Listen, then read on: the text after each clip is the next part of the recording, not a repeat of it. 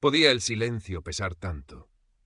Arturo Benavides, 70 años recién cumplidos, lo sentía cada mañana como una losa sobre el pecho al despertar en su piso de Triana.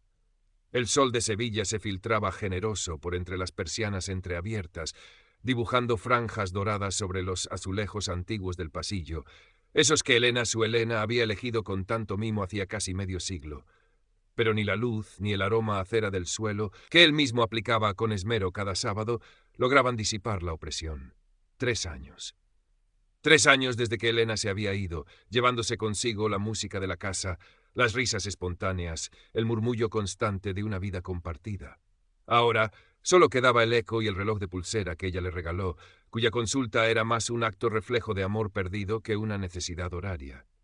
Su rutina era un mecanismo preciso, diseñado para llenar las horas vacías de un contable jubilado. El café solo, amargo como sus pensamientos a veces, el paseo matutino por la orilla del Guadalquivir, donde el fluir constante del río parecía burlarse de su propia vida estancada. Luego el periódico en el velador de siempre, en el bar de Manolo, donde los titulares se mezclaban con el recuerdo de las tertulias con Elena. La llamada semanal de Sofía, su única hija, residente en Madrid, era un bálsamo agridulce. «¿Cómo estás, papá? Todo bien por Sevilla». «Todo bien, hija, tranquilo». Palabras huecas que apenas rozaban la superficie de su soledad. Sofía, con su vida ajetreada, su trabajo, sus propios hijos, intuía la tristeza de su padre, pero la distancia y una cierta incapacidad para la confidencia profunda mantenían sus conversaciones en un terreno seguro, superficial. Una tarde, mientras hojeaba una revista en la sala de espera del dentista, un pequeño anuncio captó su atención. Almasafines.es. Nunca es tarde para encontrar la compañía que mereces. Lo releyó varias veces. Una idea, tímida y casi vergonzante, comenzó a germinar en su mente. Y sí, la perspectiva de una conversación que no fuera sobre el tiempo, los achaques, la posibilidad de compartir una afición, quizás una cena tranquila, era un anhelo profundo, casi olvidado, con una mezcla de escepticismo y una punzada de esperanza que no se permitía desde hacía años. Esa noche, frente al ordenador que Sofía le había insistido en comprar, Arturo se aventuró en el mundo digital de las citas para mayores. Tecleó sus datos con la torpeza del neófito, eligió una foto antigua donde aún sonreía con Elena a su lado, luego la cambió por una más reciente solo, y esperó, sin saber muy bien qué. Los primeros mensajes fueron genéricos, impersonales. Estuvo a punto de cerrar la página, de volver a la seguridad de su soledad conocida. Pero entonces, un nuevo aviso parpadeó en la pantalla. Un perfil con el nombre de Isabella Rossi. La foto mostraba a una mujer de unos 55 años, elegante, sin ostentación, con una sonrisa dulce y unos ojos que parecían transmitir una profunda comprensión. Su biografía era escueta pero conmovedora. Viuda, de origen italiano, aunque residente temporalmente en Roma por asuntos familiares, amante del arte, la música clásica y las conversaciones sinceras. Buscaba, decía, una conexión del alma, un compañero de viaje para el último tramo del camino. Arturo sintió un vuelco en el corazón. Había algo en su mirada, en la cuidada elección de sus palabras. Le respondió con una formalidad que escondía un temblor de emoción. Estimada Isabella, me ha conmovido su perfil. Soy Arturo, de Sevilla, también viudo y aficionado al arte. La respuesta de Isabella no se hizo esperar. Fue cálida, inteligente, interesada. ¿Sevilla? ¡Qué ciudad maravillosa! Siempre he soñado con pasear por el barrio de Santa Cruz al atardecer. Y así, entre mensajes que cruzaban el éter, una chispa, frágil pero insistente, comenzó a encenderse en el alma solitaria de Arturo Benavides. Las semanas siguientes se tejieron con los hilos dorados de la ilusión. Los mensajes con Isabella se volvieron el epicentro de los días de Arturo. Ella era detallista, recordaba pequeñas cosas que él le había contado, compartía anécdotas de su vida en Roma, siempre con un toque de melancolía y encanto. Le enviaba enlaces a arias de ópera que, decía, le recordaban a él, o poemas de Petrarca que hablaban de amores tardíos y profundos. Arturo se sentía rejuvenecer, como si una primavera inesperada hubiera florecido en el invierno de su vida. El silencio de su piso en Triana ya no era tan opresivo. Ahora estaba poblado por la espera del próximo mensaje, por la voz imaginada de Isabella. Pronto pasaron a las llamadas telefónicas. La voz de Isabella era melodiosa, con un ligero y encantador acento italiano que Arturo encontraba irresistible. Hablaban durante horas. Ella siempre tenía una excusa para evitar las videollamadas. Mi conexión aquí en este viejo palazzo es pésima para el vídeo, tesoro. Ay, Arturo, hoy tengo un aspecto terrible. No querría que me vieras así. Él, embriagado por la dulzura de su voz y la intimidad que crecía entre ellos, no le daba mayor importancia. Le contó a Carlos, su amigo de toda la vida, sobre Isabella. Carlos Herrera, también viudo, pero con los pies más firmemente anclados a la tierra, escuchó con el ceño fruncido. Arturo, ten mucho cuidado, ¿eh? Que en Internet hay mucho lobo con piel de cordero, y más si huele a dinero fresco de jubilado. Arturo se sintió molesto por el cinismo de su amigo. No seas así, Carlos. Isabella es diferente, es culta, sensible. No todo el mundo es como tú piensas. Carlos suspiró, pero no insistió. Conocía la terquedad de su amigo cuando se le metía algo entre ceja y ceja. Isabella comenzó a hablar de un futuro juntos. De cómo, una vez resolviera unos asuntos familiares pendientes en Italia, vendría a Sevilla. Imagínate, Arturo mío, paseando cogidos del brazo por el parque de María Luisa o cenando en una terracita de Triana bajo el aroma del azahar. Arturo se entregaba a esas visiones con el fervor de un adolescente. La vida volvía a tener un propósito, un horizonte luminoso. Un día, tras varias semanas de idilio epistolar y telefónico, Isabella introdujo con mucha delicadeza su primer pequeño problema. Una emergencia financiera menor, según ella.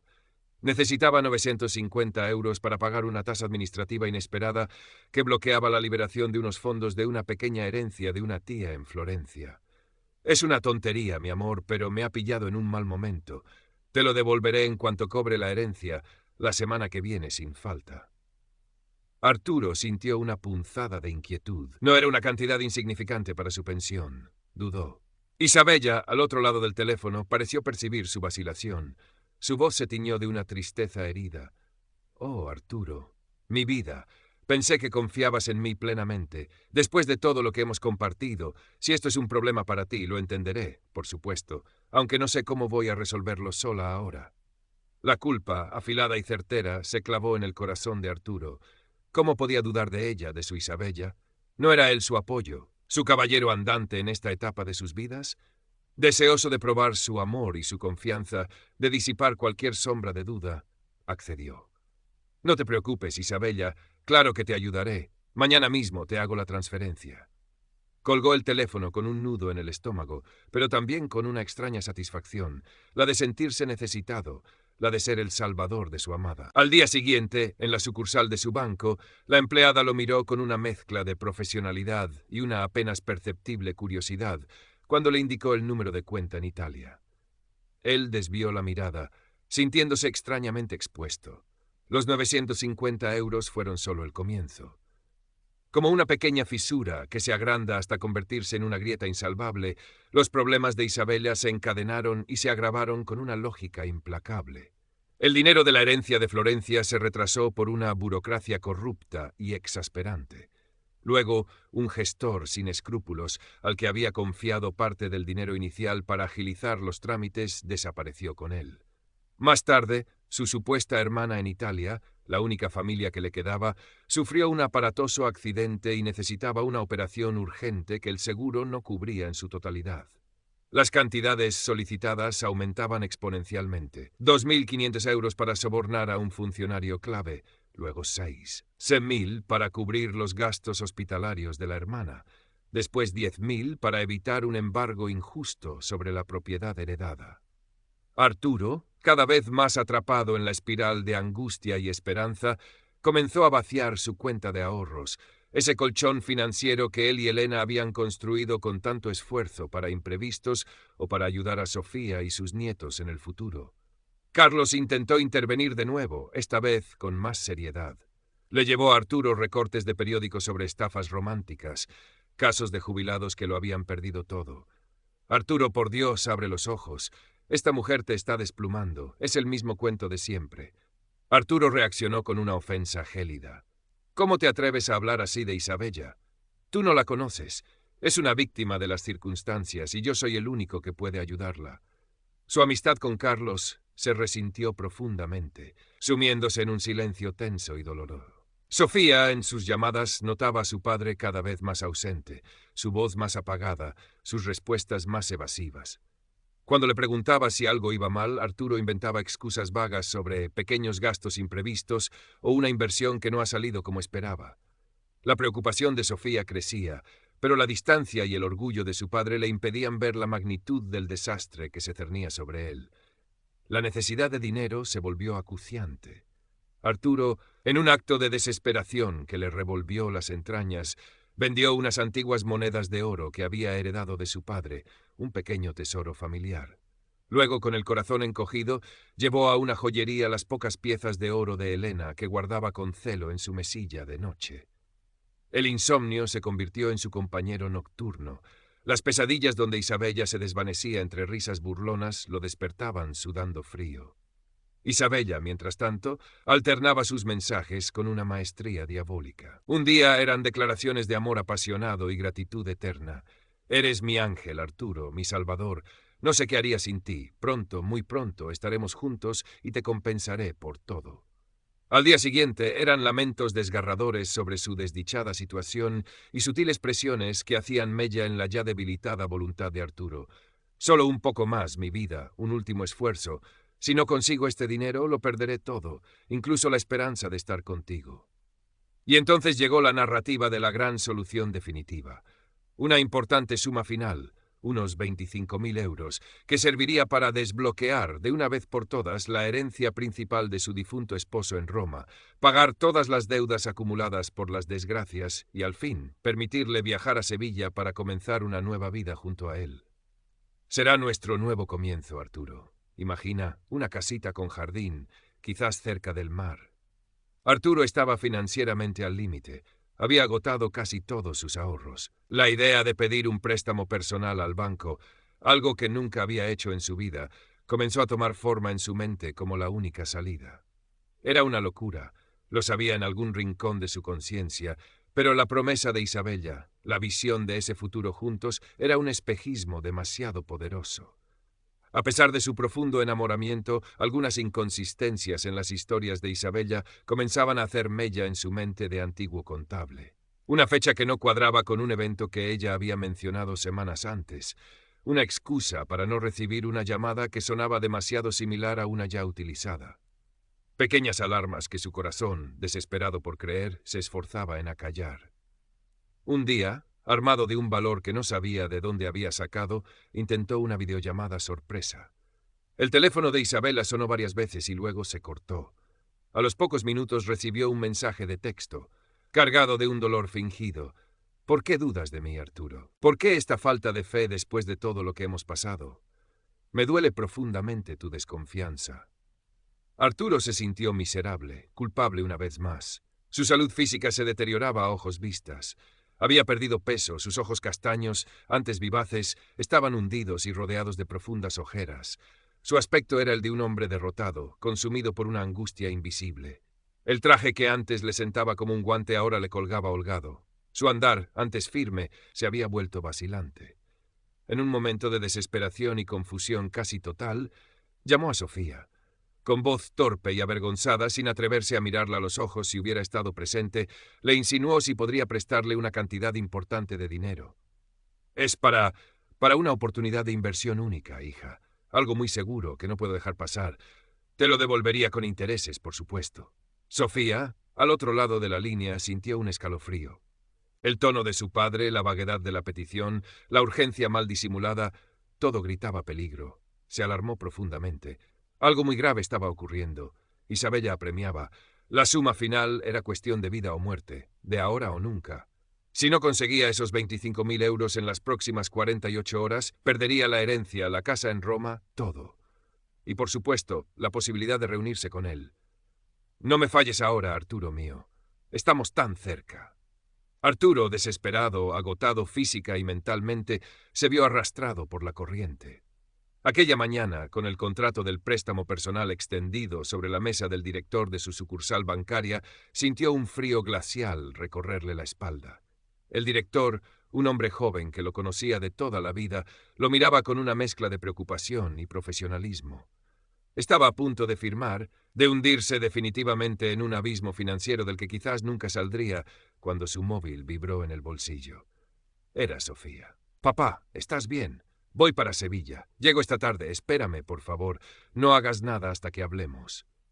La voz de su hija sonaba tensa, urgente. Arturo balbuceó una excusa al director del banco y salió de allí con el alma en vilo. Sofía llegó al piso de Triana esa misma tarde. La encontró como no la había visto nunca, el aire cargado de una tensión palpable, los ceniceros llenos, los periódicos sin leer apilados en un rincón. Su padre estaba demacrado, con la mirada perdida. Intentó minimizar la situación, hablar del tiempo, de los nietos, pero Sofía, con el corazón roto pero una firmeza inusual en ella, lo interrumpió. «Papá, tenemos que hablar, en serio». Poco después sonó el timbre. Era Carlos. Sofía lo había llamado desde el tren, desesperada, pidiéndole ayuda. El viejo amigo entró con el rostro sombrío, pero sus ojos reflejaban una profunda tristeza al ver el estado de Arturo. La confrontación fue dolorosa, brutal en su honestidad. Sofía, más hábil con la tecnología, había pasado las últimas horas investigando. Con la ayuda de Carlos, que recordaba algunos detalles que Arturo le había contado sobre las supuestas desgracias de Isabella, habían tirado del hilo. Una búsqueda inversa de las fotografías que Isabella le había enviado reveló la verdad. Pertenecían a una oscura actriz de telenovelas de Europa del Este, sus imágenes robadas y utilizadas para construir una identidad falsa. Encontraron foros en Internet donde otras víctimas, hombres y mujeres de todo el mundo, describían estafas idénticas, modus operandi calcados, incluso frases y excusas que Isabella había utilizado con Arturo. Le mostraron las pruebas en la pantalla del portátil. La sonrisa dulce de Isabella ahora parecía una mueca cruel, sus palabras de amor, ecos vacíos de una farsa despiadada. Arturo se resistió al principio, con la desesperación del náufrago que se aferra a una tabla podrida. No puede ser, ella no me quiere. Negaba con la cabeza, sus ojos suplicando que aquello no fuera cierto, pero las evidencias eran irrefutables, demoledoras.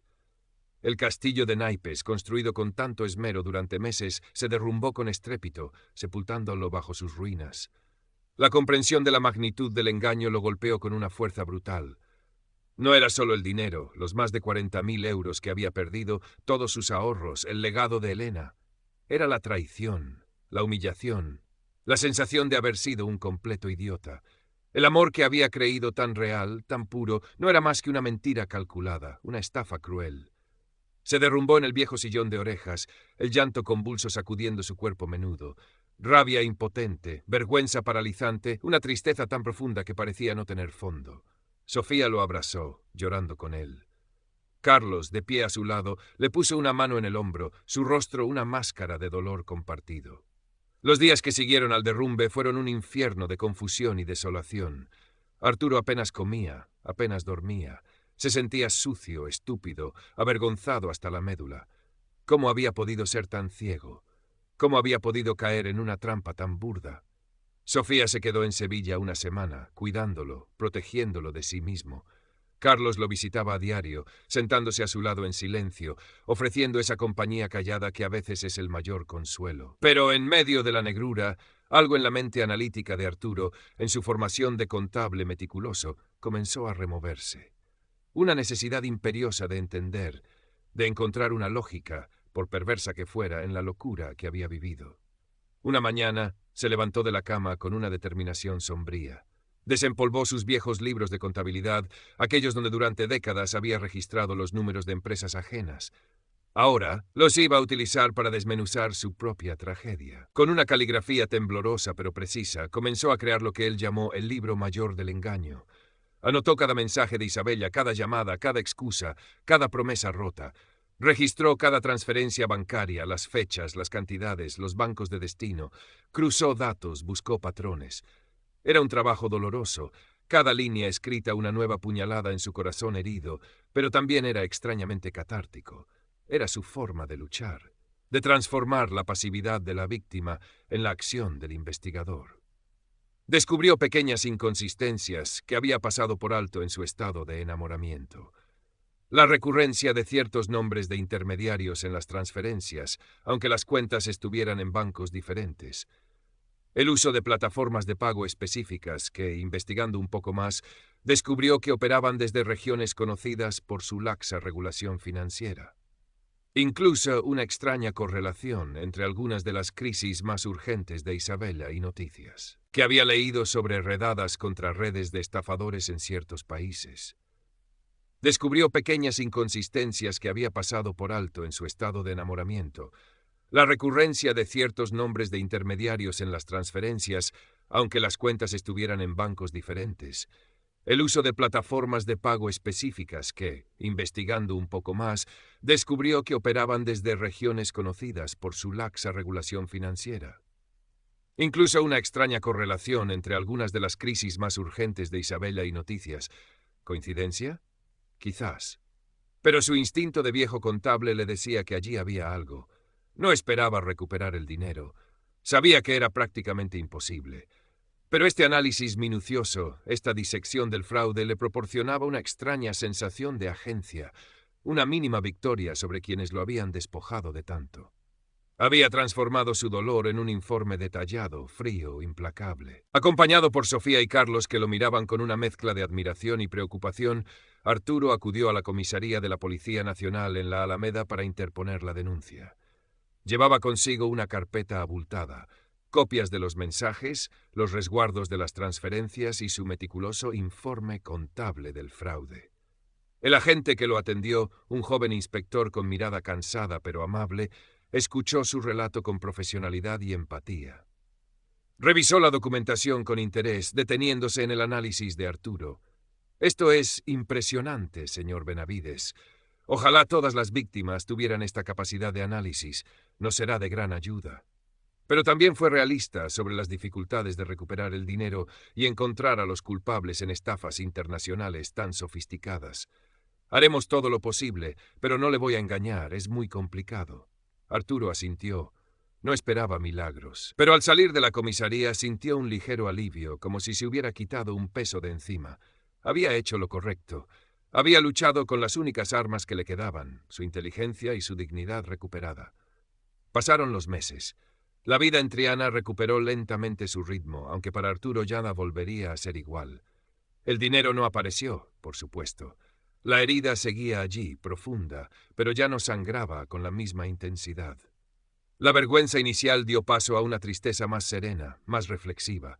Las visitas y llamadas de Sofía se volvieron más frecuentes, más íntimas. Hablaban de todo, de sus miedos, de sus esperanzas. La adversidad había fortalecido su lazo. Su amistad con Carlos, curtida en la prueba, se hizo inquebrantable. Comían juntos 2 veces por semana y sus conversaciones, aunque a veces volvieran al tema doloroso, estaban llenas de ese afecto brusco pero sincero que solo los viejos amigos comparten. Un día, Carlos le comentó sobre un grupo de apoyo para víctimas de fraude que se reunía en el centro cívico del barrio. Arturo al principio se resistió, pero luego pensó en su libro mayor del engaño, en su experiencia. Quizás podría ayudar a otros. Quizás, compartiendo su historia, podría evitar que alguien más cayera en la misma trampa. La última vez que lo vimos, Arturo estaba en su balcón de Triana regando unas nuevas macetas de geranios que Sofía le había traído. El reloj de Elena seguía en su muñeca. Observaba el fluir sereno del Guadalquivir al atardecer. Había una tristeza tranquila en su mirada, sí, pero también una nueva luz de resiliencia, la de quien ha tocado fondo y ha logrado volver a la superficie. Quizás estaba escribiendo en un pequeño cuaderno, o simplemente contemplando cómo el cielo de Sevilla se teñía de tonos anaranjados y violetas. Había aprendido, de la manera más dura, que el amor verdadero no llega por internet con promesas exóticas, sino que reside en el calor de una mano amiga, en la llamada preocupada de una hija, en la dignidad de seguir adelante a pesar de las cicatrices.